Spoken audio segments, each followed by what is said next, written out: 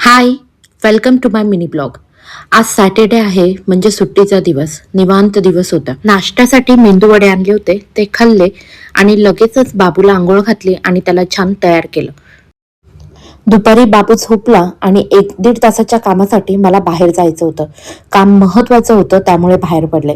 First time मी बाबूला सोडून बाहेर पडले होते त्यामुळे मनात सतत त्याचेच विचारत होते. लगेचच काम केलं आणि पटकन घर गाठलं.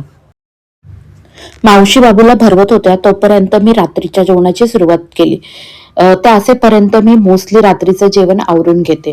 आज आमच्या गावची जत्रा होती त्यामुळे जेवण खास होतं. भात, डाळ, ओल्या काजूची भाजी आणि गोडासाठी शिरा बनवणार होते.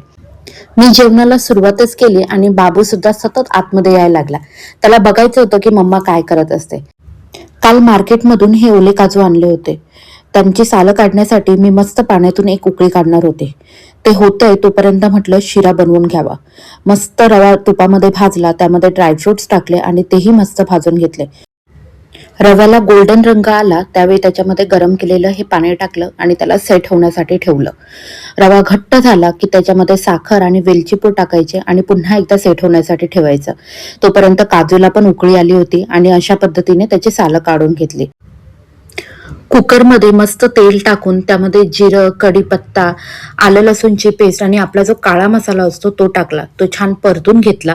त्यानंतर त्यामध्ये आपले सगळे लाल मसाला, हळद, गरम मसाला टाकून ते छान परतून घेतलं.